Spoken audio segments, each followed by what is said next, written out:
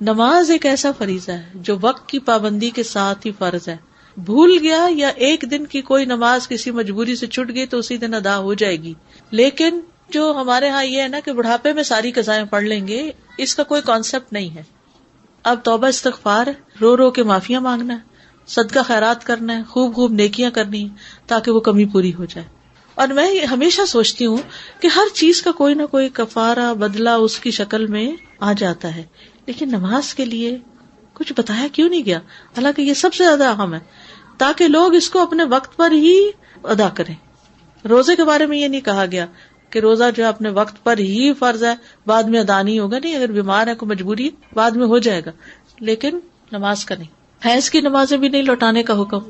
نفاس کی نمازیں 1 مہینے کی نمازیں جاتی ہیں، یہ 40 دن کی، تو بعد میں ان کو دوبارہ نہیں پڑھنا ہوتا.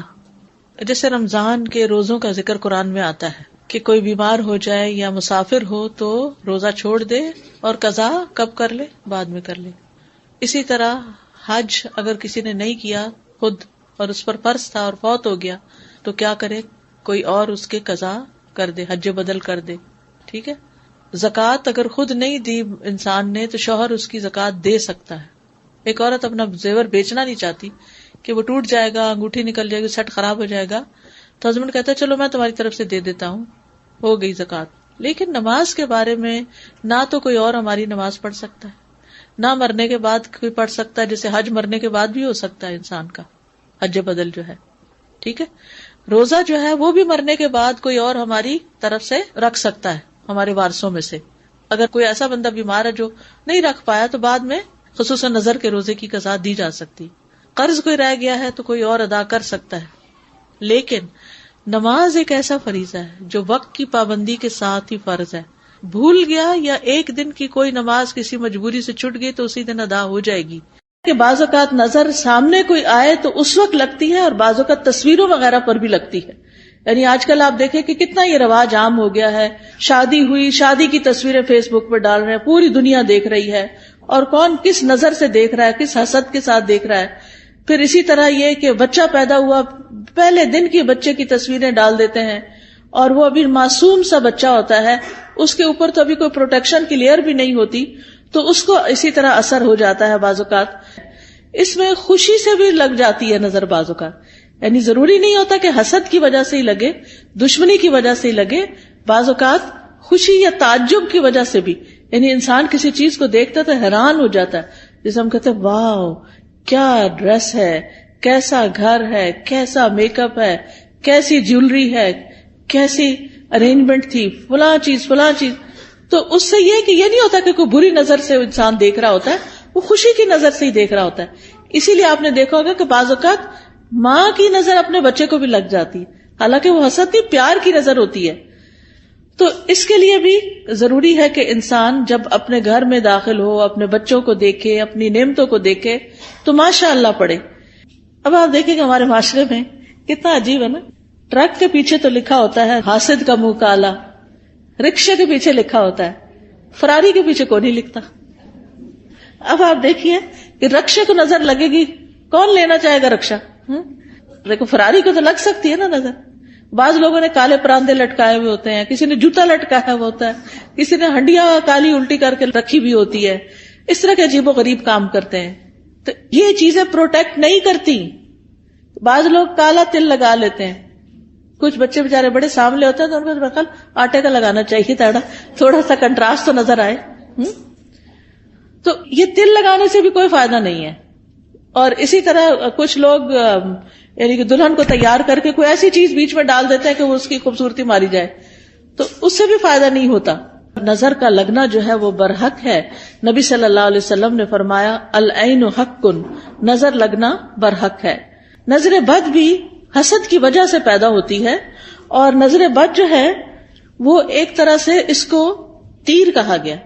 یعنی جس طرح فزیکل تیر ہوتے ہیں، ایسے ہی جو حاسد جس کے دل میں بغض اور شر ہوتا ہے، اس کی نگاہوں سے کچھ ایسی ریز نکلتی ہیں جو جا کر اس شخص کے اوپر اٹیک کرتی ہیں جس سے وہ حسد کر رہا ہوتا ہے. اگر محسود جو ہے یعنی جس سے حسد کیا جاتا ہے اس کی پروٹیکشن ہو چکی ہو، جیسے نماز کے ذریعے، دعاؤں کے ذریعے، اذکار کے ذریعے، اور خاص طور پر معوذتین جو ہیں قل اعوذ برب الفلق قل اعوذ برب الناس، اس کے ذریعے تو پھر وہ تیر جو ہے وہ وہی جل بھن جاتے ہیں، وہ اثر نہیں کرتے. لیکن اگر وہ شخص نعمتیں پا کر اللہ کا شکر گزار نہیں، اپنی عبادت کا دھیان نہیں رکھتا، تو وہ تیر جو ہے اس کو جا لگتے ہیں اور پھر ایسی بیماریوں کا سبب بن جاتے ہیں جن کا ریزن پتہ نہیں چلتا اور انسان مسلسل تکلیف میں مبتلا رہتا ہے. پھر اسی طرح نبی صلی اللہ علیہ وسلم نے فرمایا کہ ہر نعمت والے سے حسد کیا جاتا ہے، تو جب تم اپنے کو منصوبے بناؤ تو رازداری سے کام لو. یہ نہیں کہ پوری دنیا میں اس کی شہرت کر دو کہ میں یہ کرنے والا ہوں، میں یہ کر دوں گا، میں وہ کر دوں گا. جب انسان کچھ کر لے پھر اس کے بعد تو سب کے سامنے آ ہی جائے گا اور اس وقت تک وہ کام ہو بھی چکا ہوگا. پھر اسی طرح حدیث سے یہ بھی پتہ چلتا ہے کہ انسانوں کی موت کا سبب بھی نظر بن سکتی ہے. رسول اللہ صلی اللہ علیہ وسلم نے فرمایا اللہ کی قضاء اور قدر کے بعد نظر بد ہی میری امت کے اکثر لوگوں کی موت کا سبب بنتی ہے. یعنی بہت سے لوگوں کو بظاہر کوئی بیماری نہیں ہوتی، اچانک کوئی ہارٹ اٹیک ہو جاتا ہے، اچانک کوئی برین ہیمریج ہو جاتا ہے، اچانک ہی کوئی مصیبت آ جاتی ہے، تو اس کے پیچھے بھی نظر بد ہو سکتی ہے. اسی طرح جانوروں کی موت کا سبب بھی بن سکتی ہے. نبی صلی اللہ علیہ وسلم نے فرمایا نظر بد آدمی کو قبر میں اور اونٹ کو ہانڈی میں پہنچا دیتی ہے. یعنی بعض جانوروں کو جب نظر لگتی ہے تو تڑپ اٹھتے ہیں اور کھڑے کھڑے گر کے ختم ہونے لگتے ہیں، تو ان تک بھی یہ اثرات پہنچتے ہیں. تو نظر بد کا ایک سبب جو ہے وہ حسد ہے. اور پھر اسی طرح یہ ہے کہ دونوں کے واقع ہونے کی جگہ جو ہے، یعنی حسد دل میں ہوتا ہے اور پھر دل سے نگاہ تک اور زبان تک آتا ہے. اور بعض اوقات نگاہ سے انسان دوسرے کو نقصان دیتا ہے اور بعض اوقات زبان سے دیتا ہے. یعنی حاسد جو ہوتا ہے وہ بیٹھ کے دوسرے کی چگلی غیبت کہیں نہ کہیں کچھ نہ کچھ کرتا ہی چلا جاتا ہے. پھر اسی طرح آپ دیکھیں کہ انسانوں کی نظر بھی لگتی ہے اور جنات کی نظر بھی لگتی ہے. یہ بھی ہمارے دین نے ہمیں بتایا ہے. اور حدیث سے پتہ چلتا ہے نبی صلی اللہ علیہ وسلم انسانوں اور جنوں کی نظر سے پناہ مانگنے کے لیے مختلف دعائیں پڑھا کرتے تھے. پھر جب یہ معوذتین نازل ہوئی تو آپ صلی اللہ علیہ وسلم نے باقی چیزیں پڑھنی چھوڑ دی اور صرف معوذتین پڑھتے تھے. یعنی قل اعوذ برب الفلق اور قل اعوذ برب الناس، اور اس سے علاج کیا کرتے تھے.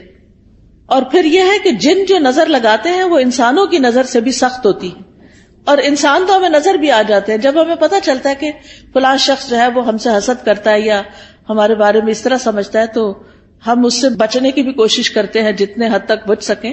لیکن جن تو ہمیں نظر بھی نہیں آتے، ان سے کیسے بچ سکتے ہیں؟ ان سے صرف یہ ہے کہ ان دعاؤں کو صبح و شام پڑھا جائے، اذکار کو، تو اس سے انسان محفوظ رہ سکتا ہے. قرآن مجید میں آتا ہے سورۃ الکہف میں وَلَوْلَا إِذْ دَخَلْتَ جَنَّتَكَ قُلْتَ مَا شَاءَ اللَّهُ لَا قُوَّةَ إِلَّا بِاللَّهِ. اور جب تم اپنے باغ میں داخل ہوئے تو تم نے یہ کیوں نہ کہا کہ جو اللہ نے چاہا، یعنی یہ اللہ کے کرنے سے ہی سب ہوا ہے. کیونکہ حقیقت یہ ہے کہ جو بھی نعمت ہمارے پاس ہے یہ ساری کی ساری اللہ پاک کی طرف سے ہے. قرآن مجید میں آتا ہے وَمَا بِكُم مِّن نِّعْمَةٍ فَمِنَ اللَّهِ. تمہارے پاس جو بھی کوئی نعمت ہے وہ اللہ کی طرف سے ہے. ابن حجر کہتے ہیں نظر کبھی خوشی اور تعجب کی صورت میں بھی لگ جاتی ہے، اگرچہ وہ کسی محبت کرنے والے کی طرف سے ہو، اور کبھی وہ کسی نیک آدمی کی طرف سے بھی ہو سکتی. یعنی نیک آدمی کسی کی نیکی پر خوش ہو رہا ہے تو اس سے بھی ہو جاتا ہے. تو جب کسی کی کوئی چیز دیکھیں تو فوراً برکت کی دعا دیں کہ اللہ ان کو برکت دے. اچھا کھانا دیکھیں، اچھا ڈریس دیکھیں، اپنے بچے کو کوئی نیکی کا، خیرات کا، صدقات کا کوئی اچھا کام کرتے ہوئے دیکھیں. اس سب چیزوں پر ہم کیوں ایسا کرتے ہیں؟ بچہ پیدا ہوتا ہے ہم کہتے ہیں مبارک دینی ہے، کوئی حج پہ جاتا ہے تو ہم واپس آتا ہے تو ہم اس کی مبارک دیتے ہیں، کسی کی شادی ہوتی ہے تو ہم مبارک دیتے ہیں، کسی کا بزنس اچھا فلرش کر جاتا ہے تو اس پہ مبارک دیتے ہیں، کبھی کسی کے جاب اچھی لگ جاتی ہے، کسی کو کوئی عہدہ ملتا ہے تو اس کو مبارک دیتے ہیں. تو ہمارے دین میں جو مبارک کا کانسیپٹ ہے اس کا مطلب یہ ہوتا ہے کہ اللہ تمہیں اس میں برکت دے اور حاسد یا خوش ہونے والے دونوں کی نظروں سے بچائے. یعنی کہ جو بری نظر سے دیکھ رہا ہے اس سے بھی بچو، اور جو اچھے خوش ہو کے اپنے ہی بہن بھائی یا اپنے ہی والدین ان کی بھی نظر سے بچ سکو. پھر اسی طرح کچھ نظریں بیمار کرنے والی ہوتی ہیں. اب آپ دیکھیں ریز کا کانسیپٹ تو آج کے دور میں بہت آسانی سے سمجھ آتا ہے. مائکرو ویو میں کیا ہے؟ ویوز ہی تو ہیں، ریز ہی تو ہیں، وہی تو اس کھانے کو گلا کے پکا کے جلا بھی دیتی ہیں. کوئی آگ تو نہیں لگی ہوتی مائکرو ویو کے اندر. یہ کیا چیز جلاتی ہے؟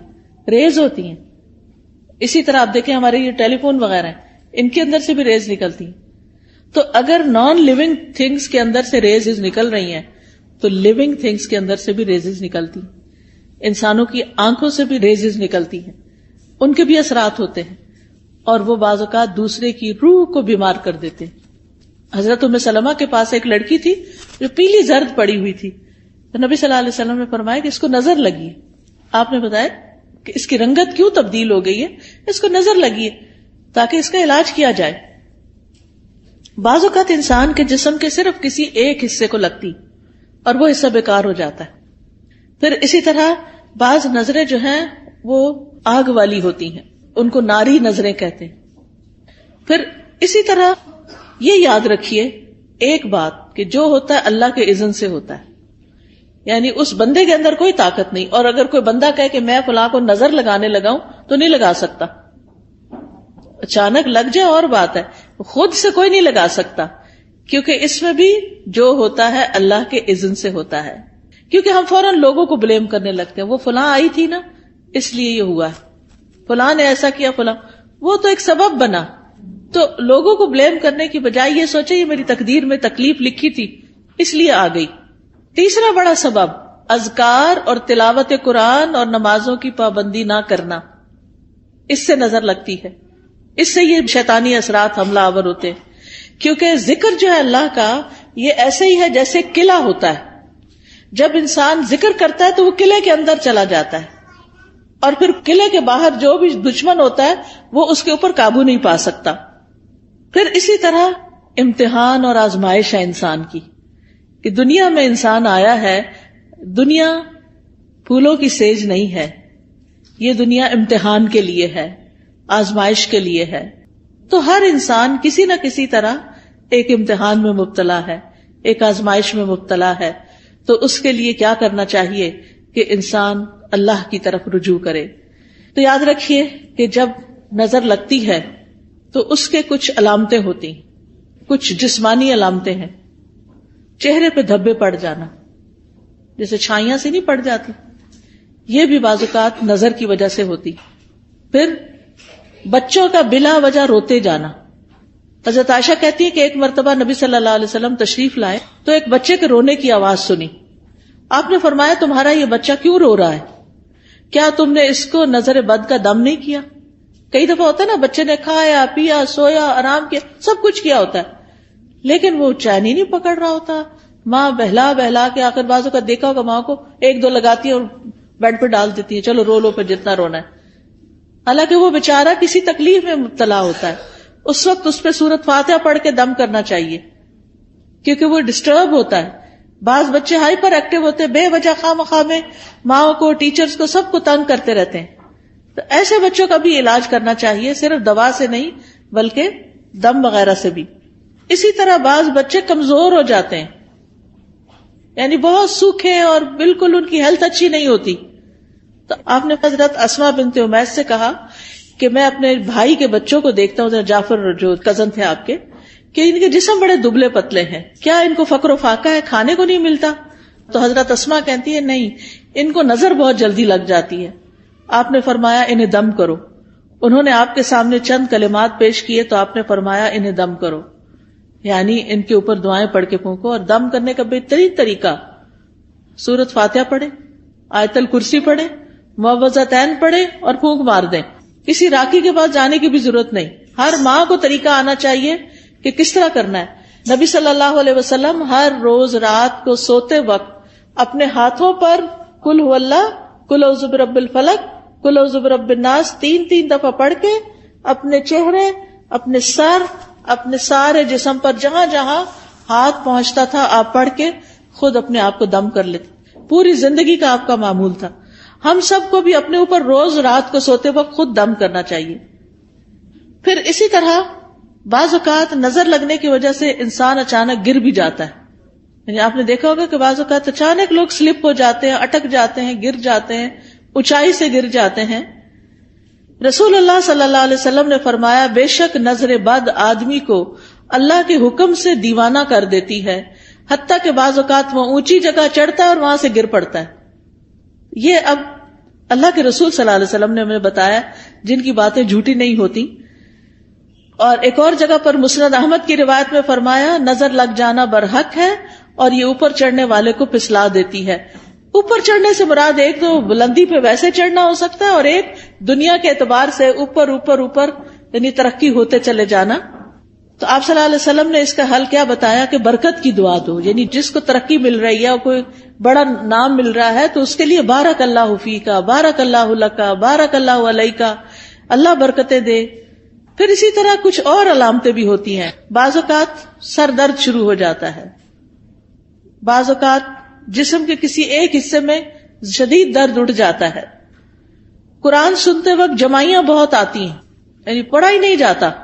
آپ نے دیکھا ہوگا کہ بعض اوقات آپ قرآن پڑھ رہے ہوتے ہیں اور آپ سوئے چلے جاتے ہیں اور سوئے چلے جاتے ہیں اور آپ پھر اٹھتے ہیں، اٹھاتے ہیں اپنا، پھر سو جاتے ہیں، پھر اٹھاتے، پھر یہ بھی نظر کی وجہ سے ہوتا ہے. پھر اسی طرح وزن اچانک کم ہونے لگتا ہے. بعض اوقات ذہنی پراگندگی بڑھتی، کوئی بات سمجھ نہیں آتی، بچہ پڑھائی پہ فوکس نہیں کر پاتا. کبھی کھانے کی خواہش ختم ہو جاتی ہے، کھانے کو دل نہیں چاہتا، بھوک نہیں لگتی. کبھی ذہن میں چیز حفظ نہیں ہوتی، حافظہ خراب ہو جاتا ہے. کبھی پسینہ بہت زیادہ آنے لگتا ہے اور اس کی اسمیل بھی بہت عجیب ہو جاتی ہے. پھر اسی طرح نیند کم آتی ہے، زیادہ تر لیٹ کے بھی ایسے لگتا ہے جیسے جاگ رہے ہو، اور رونے کا دل بہت چاہتا ہے. پھر کبھی کبھی انسان لوگوں میں نہیں بیٹھنا چاہتا، مجلسوں کو اوائڈ کرنے لگتا ہے کہ میں نہیں ملتا کسی سے، نہ کسی شادی میں جانا، نہ کسی سے ملنا. کوئی آئے تو گھبراہٹ شروع ہو جانا، مہمانوں کا نام سنتے ہی پریشانی لاحق ہو جانا. تو یہ بھی چیز اس میں آتی ہے، حالانکہ اس سے پہلے کبھی ایسا نہیں ہوا تھا. پھر اسی طرح مال میں برکت نہ ہونا، پھر لوگوں کے بارے میں شک میں پڑ جانا، یہ مجھے گھورتے ہیں، ان کے آنے سے فلاں چیز ہو گئی ہے، یعنی لوگوں کے اوپر شک کرنا شروع کر دینا. یہ بھی ایک نفسیاتی وسوسہ اور خلل پیدا ہو جاتا ہے. اب سوال یہ پیدا ہوتا ہے کہ کیا نظر سے بچنا ممکن ہے؟ جی ہاں، نظر سے بچنا ممکن ہے. اس کے لیے سب سے پہلے اللہ پہ بھروسہ کریں، اللہ پہ بھروسہ کریں، اور اس میں آپ یہ سمجھیں کہ کوئی مجھے نقصان نہیں دے سکتا جب تک اللہ نہ چاہے. پورے کانفیڈنٹ ہو جائیں، شک اور وہم کا شکار نہ ہو. شک پڑھنے بھی لگے تو کہیں حسبی اللہ و نعم الوکیل، دل بڑا رکھے. دوسری بات یہ کہ اللہ کی پناہ لیں، یا اللہ تو مجھے پروٹیکٹ کر، مجھے اپنی حفاظت میں لے لے، مجھے اس شر سے بچا لے. رسول اللہ صلی اللہ علیہ وسلم نے فرمایا، اللہ تعالیٰ فرماتا ہے میرا محبوب بندہ اگر مجھ سے مانگتا ہے تو میں اسے دیتا ہوں، اور اگر وہ کسی شیطان یا دشمن سے پناہ مانگتا ہے تو میں اس کو محفوظ رکھتا ہوں. تو اللہ تعالیٰ اپنی حفاظت دیتا ہے، تو اس لیے حفاظت کی دعائیں پڑھتے رہیں. تیسری چیز، نعمتوں کو چھپا کے رکھیں، اور خاص طور پر نئی نئی چیزوں کو فیس بک پہ مت پوسٹ کریں صرف لائکس لینے کے لیے. اب آپ دیکھیں کتنی لائکس ہوگی، پھر تھوڑی تھوڑی دیر بعد سٹیٹس چیک کرنا، اب کیا ہو رہا ہے، اب کتنے کمنٹ آئے ہیں، کیا ہو رہا ہے. ان چیزوں سے حاصل کچھ نہیں، کوئی فائدہ نہیں. دیکھیں اپنی زندگی جیئیں، لوگوں کے لیے نہ جیئیں، دکھاوے والی زندگی نہ جیئیں. اس لیے کہ دیکھنے والے سارے خوش کوئی نہیں ہوتے، زیادہ تو اس میں سے جلتے ہیں. اور کوئی اگر خوش ہوتا بھی ہے تو وہ ہمیں تو نہیں پتا چلتا نا کہ کیا ہوا، ہمیں وہ کیا فائدہ دیتا ہے. تو اس لیے دکھاوا کرنے سے بچنا چاہیے.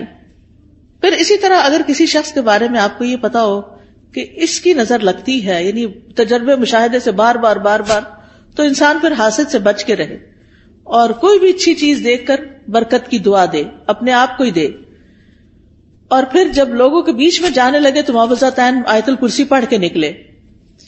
مال میں سے کچھ اچھا لگے تو ماشاء اللہ لا قوت الا باللہ. پھر اگر مال کے علاوہ کچھ اور اچھا لگے تو بارک اللہ فیک. دنیا کی کوئی چیز اچھی لگ رہی ہے اور دل میں آ رہا ہے کہ اس کو کیوں مل گئی، تو سوچیں یہ تھوڑے دن کے لیے، تو انسان کے اپنے دل سے وہ جلن ختم ہو جائے گی. پھر اگر کوئی شخص بیمار ہو، مصیبت میں ہو، تو اس وقت دعا پڑھنی چاہیے، الحمدللہ الذی عافانی مما ابتلاک بہ وفضلنی علی کثیر ممن خلق تفضیلا.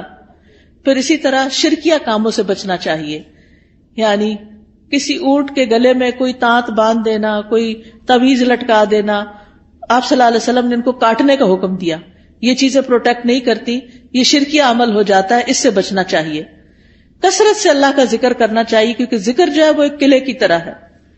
پھر قرآن سے علاج کرنا چاہیے کیونکہ قرآن شفا ہے. قل هو للذین آمنوا ھدی وشفاء، کہہ دیجئے وہ ایمان والوں کے لیے ہدایت اور شفا ہے. وَنُنَزِّلُ مِنَ الْقُرْآنِ مَا هُوَ شِفَاء، اور ہم قرآن میں وہ چیز اتارتے ہیں جو شفا ہے. تو قرآن کی تلاوت، قرآن کو سمجھ کے پڑھنا، قرآن کی کچھ آیات کو پڑھنا جیسے آیت الکرسی وغیرہ ہے. سورۃ الفاتحہ سے علاج، اور سورۃ الفاتحہ میں خاص طور پر ایاک نعبد و ایاک نستعین پڑھے کہ اللہ صرف تیری ہم عبادت کرتے ہیں، صرف تجھ سے ہم مدد چاہتے ہیں، تو ہماری مدد کر. تو یہ توحید کا خلاصہ ہے اور اس سے انسان کی اللہ تعالیٰ مدد فرماتے ہیں. یعنی سب سے بہترین وسیلہ توحید کا دے. اگر مرض زیادہ ہو جائے تو سورۃ البقرہ پڑھیں، تو آیت الکرسی پڑھیں، سورۃ فاتحہ پڑھیں. لیکن یہ جو ہم کالی مرچیں جلا کے اور ان کی دھونی دے کے اور اس طرح کے کام کرتے ہیں، یہ سنت میں کچھ ثابت نہیں ہے. پھر اسی طرح کوئی چیز گرے لگا کے باندھنی اور پہننی نہیں چاہیے، یہ بھی شرک میں شامل ہو جاتا ہے. یہ سحر کی ایک قسم ہوتی ہے. پھر اسی طرح سکینت والی آیات اور شفا والی آیات یہ سننی بھی چاہیے، اور پھر دعاؤں کے ذریعے اور دم کے ذریعے علاج کرنا چاہیے، لیکن شرکیہ دم سے بچیں. حضرت جبریل علیہ السلام جس دعا کے ساتھ نبی صلی اللہ علیہ وسلم کو دم کرتے تھے وہ دعا پڑھے، اور وہ کیا ہے؟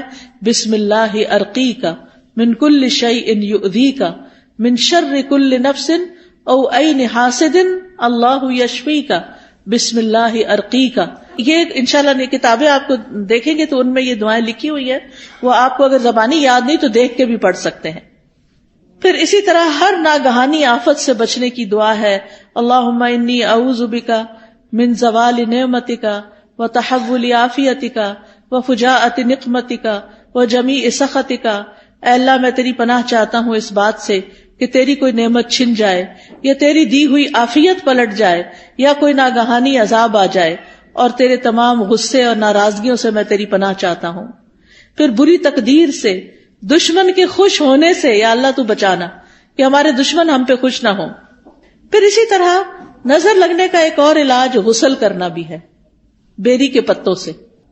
پھر اسی طرح یہ کہ جس کی نظر لگی ہو اس کا وضو کا پانی لے کے اس کو بھی جسم پر ڈالیں تو اس سے بھی نظر دور ہوتی ہے. پھر اسی طرح یہ ہے کہ اگر وہ پانی نہ دے وضو کا تو اس کا جھوٹا پانی جو ہے وہ بھی پی کر انسان کو فائدہ ہوتا ہے. پھر اسی طرح یہ ہے کہ قدرتی چیزوں سے بھی علاج کرنا چاہیے. زمزم کا پانی دم کر کے رکھ لیں اور اس کو پئیں. زمزم کے پانی سے نہا بھی سکتے، کوئی بیدبی نہیں ہے. کئی لوگ اس کو ایسے ہی سمجھتے کہ بیدبی، ایسا کچھ بھی نہیں ہے. زیتون کا تیل پینا جو ہے یہ بھی بڑا فائدہ مند ہے.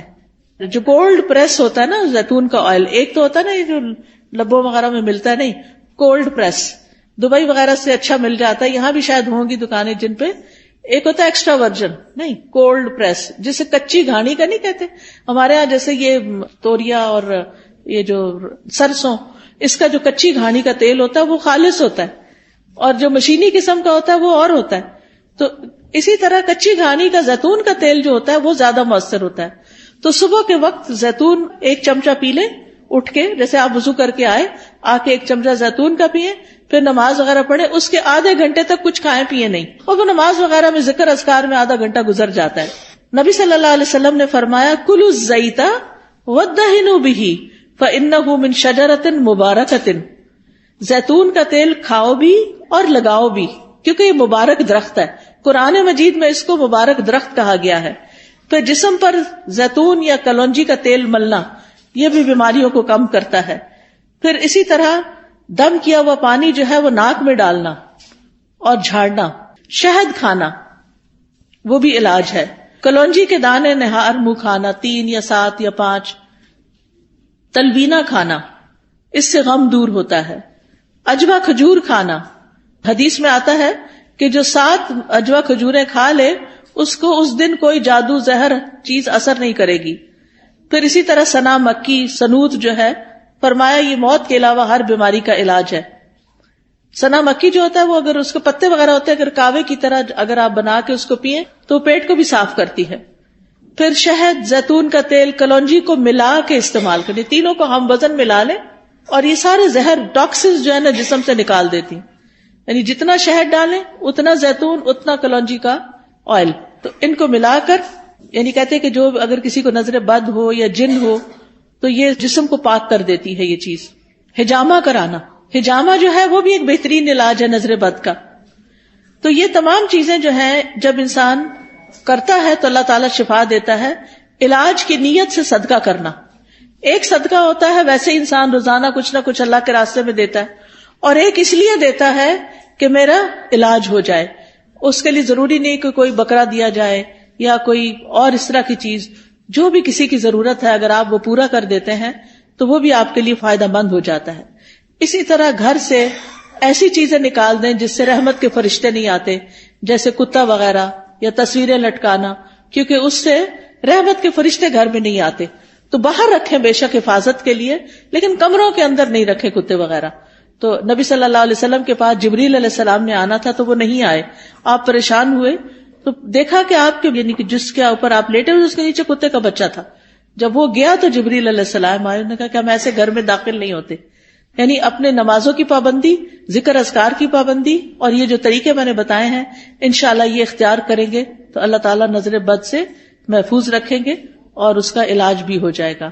وآخر دعوانا ان الحمد للہ رب العالمین.